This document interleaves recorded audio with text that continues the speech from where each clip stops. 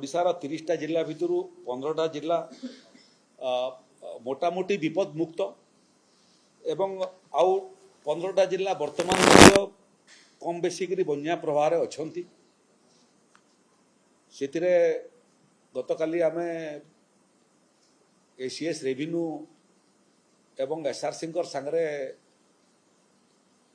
Helicopter रे मध्य aerial survey करैथिलु जोंथिरे Jajpur Bhadrak Baleshwar Keonjhar हेकरी आमे ढेंकानाल पटरू कटक देकरी भुवनेश्वर फेरलु गुड़िए जगह वर्तमान मध्य ए सबु 3टा जिल्ला रे जलमग्न अछि। तथ्य दृष्टि ये 15टा जिल्ला रे 57टी ब्लॉक एवं 57टी ब्लॉक रो 446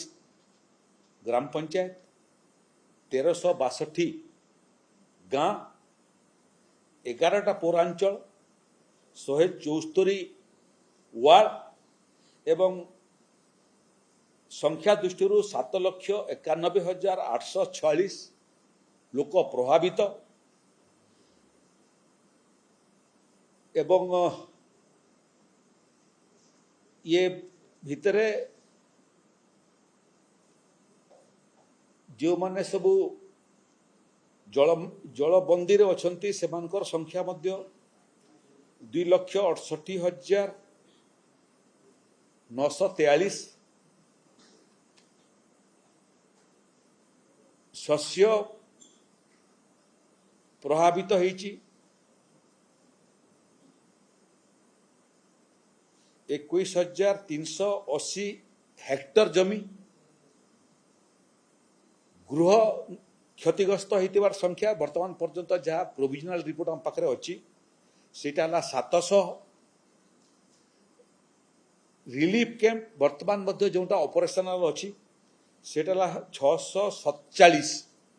रिलीफ सेंटर वर्तमान ऑपरेशनल अच्छी जो रोसई खाद्य दिया होची शिशु खाद्य दिया होची पशु संपद पाई मध्य खाद्यर व्यवस्था होईची वयस्क महिला ये समस्त मध्य स्वतंत्र व्यवस्था होईची एवं डाक्तरी टीम मध्य रिलीफ सेंटर मानकु मध्य अछंती जो माने बन्या समय असुस्थ होइचंती ताकर चिकित्सा कथा मध्य से माने बुझुचंती केटेल पशु संपद पाई मध्य 20टा जगार स्वतंत्र व्यवस्था कराइची एवं एथिरे चाउल चूड़ा गुड़ ठारू आरंभ करी रोसई खाद्य मध्य लोकों को परिवेशन होउची जो जगार पानी घेर भितर लोक अछंती किंतु रिलीफ सेंटर को आसीबा पई अमंग होउचंती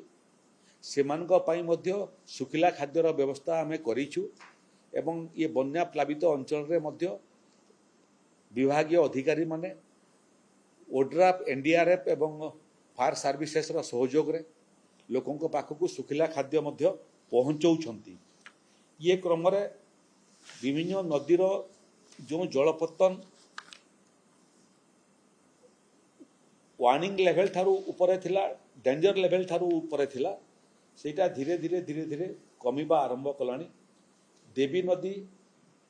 कुशभद्रा इब ब्राह्मणी बैतरणी बुढ़ापलंग सुवर्णरेखा वंशधारा ऋषिकुल्य जलका ये सबु स्थान रे डेंजर लेवल उपरे जो जलपतन थिला सेरा धीरे धीरे जलपतन डेंजर लेवल तलकू कमी गलानी गत 24 घंटा ओडिशा सुखिला थिला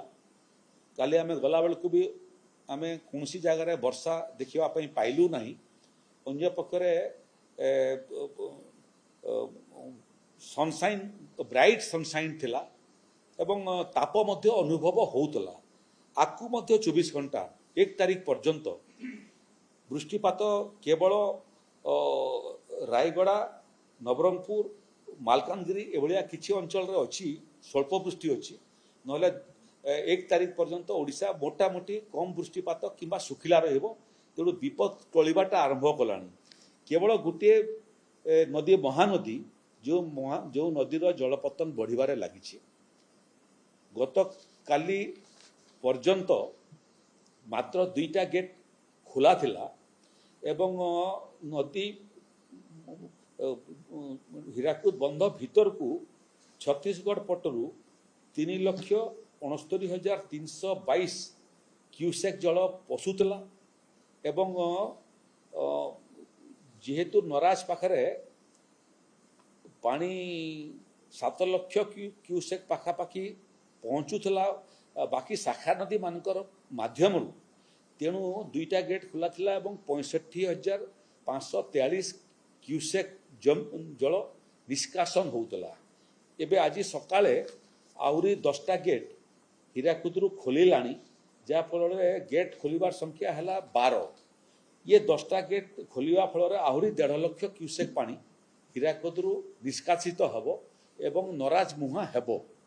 किंतु नराज रे पहुँचा अति कम 40 घंटा पाखापाखि पानी को लागिबो तेणु एबे धीरे धीरे करी नराज रे मध्य जो जलपतन थिला सेटा मध्य कमिबाटा आरंभ कलानी ये पानी पहुँचला बेलू हूँ तो आहुरी पानी नराज थारे कमी जाइथिबो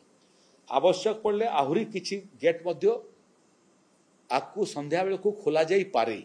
से बाबद जलसेचन विभाग तार संपूर्ण मॉनिटरिंग पॉइंट टू पॉइंट से माने मॉनिटरिंग करुचंती जल संपद विभाग अधिकारी माने सचिव एवं मुख्य जंत्री से माने ये बाबद प्रत्येक मुहूर्त तार अध्ययन करुचंती एवं ताकू मॉनिटरिंग करुचंती आमे आशा करुचु जे आगामी 24 घंटा भितर परिस्थितिर आहुरी सुधार आसीबो।